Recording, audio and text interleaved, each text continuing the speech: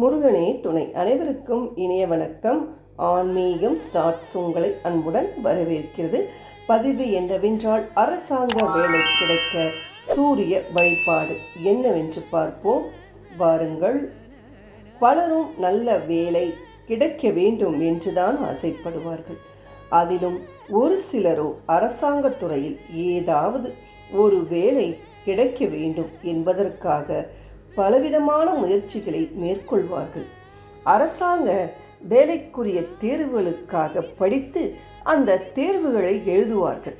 இப்படி பலதரப்பட்ட முயற்சிகளில் பலரும் ஈடுபட்டு கொண்டு இருக்கிறார்கள்.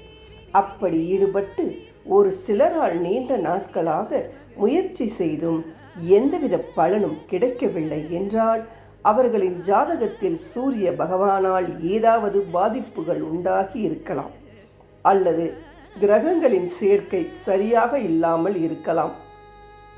இவை அனைத்தும் சரி செய்து அவர்களுடைய முயற்சிக்குரிய பலனை பெறுவதற்கு செய்ய வேண்டிய வழிபாட்டு முறையை தான் பார்க்க போகிறோம். அரசாங்க வேலை கிடைக்க வழிபாடு. பொதுவாக அரசாங்க வேலை என்றாலே நம் நினைவிற்கு வரக்கூடியவர் சூரிய பகவான் தான். சூரிய பகவானுக்குரிய கிழமையாக ஞாயிற்றுக்கிழமை திகழ்கிறது. அதனால் ஒவ்வொரு ஞாயிற்றுக்கிழமையும் சூரிய பகவானை நாம் வழிபாடு செய்தோம் என்றால் அரசாங்க துறையில் நல்ல வேலை கிடைக்கும் என்று கூறப்படுகிறது. அப்படி சூரிய பகவானை வழிபாடு செய்வதற்கு பலவிதமான வழிபாட்டு முறைகள் இருந்தாலும் அவற்றின் சில வழிபாட்டு முறைகளை பற்றி நாம் பதிவில் பார்ப்போம். ஞாயிற்றுக்கிழமை அன்று காலையில் சூரிய ஹோரையான 6 மணியிலிருந்து 7 மணிக்குள் அருகில் இருக்கக்கூடிய நவகிரகங்கள் இருக்கும் ஆலயத்திற்கு செல்ல வேண்டும். அங்கு சூரிய பகவானுக்கு முன்பாக 12 தீபங்களை கிழக்கு பார்த்தவாறு ஏற்றி வைக்க வேண்டும். பிறகு சூரிய பகவானின் விக்கிரத்திற்கு அவருடைய பாதம் வரை மாலை போடுவது போல் சிவப்பு நிற மலர்களால் மாலை கட்டி சாற்ற வேண்டும். பிறகு 108 முறை அவரை வலம் வந்து வழிபாடு செய்ய வேண்டும். இப்படி தொடர்ச்சியாக 12 ஞாயிற்றுக்கிழமைகள் சூரிய பகவானை வழிபாடு செய்யும் பொழுது சூரிய பகவானின் அருளால் அரசாங்க வேலை கிடைப்பதற்கு உரிய வாய்ப்புகள் நிச்சயம் உண்டாகும்.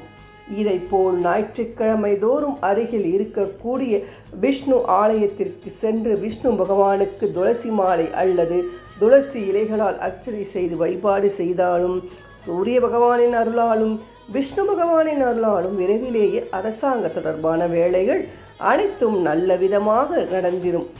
இந்த வழிபாட்டை தொடர்ச்சியாக 11 ஞாயிற்றுக்கிழமைகள் செய்ய வேண்டும். இதோடு மட்டுமல்லாமல் சூரிய பகவானுக்குரிய ஆதித்ய ஹிருதயம் எனும் சோத்திரத்தை தினமும் ஒரு முறை காலை 6 மணியிலிருந்து 7 மணிக்குள் படிக்க வேண்டும். இப்படி தொடர்ச்சியாக 48 நாட்கள் நாம் படிக்கும் பொழுது சூரிய பகவானின் அருள் பரிபூர்ணமாக நமக்கு கிடைக்கும்.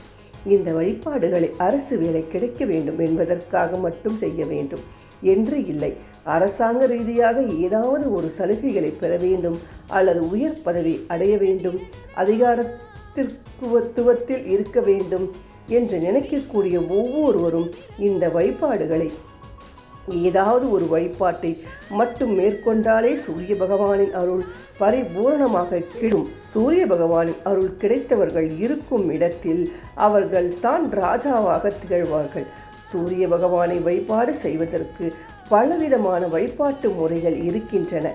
எப்படி முழு மனதோடு சூரிய பகவானை நாம் வழிபாடு செய்கிறோமோ அதை போல் முழு மனதோடு அரசாங்க வேலைக்குரிய முயற்சிகளுக்கும் தொடர்ச்சியாக மேற்கொள்ளும் பொழுது கண்டிப்பான முறையில் சூரிய பகவானின் அருளாலும் முயற்சியின் பலனாலும் வெற்றிகள் உண்டாகும் என்ற தகவலை கூறிக்கொண்டு இந்த பதிவை நிறைவு செய்து கொள்வோம்.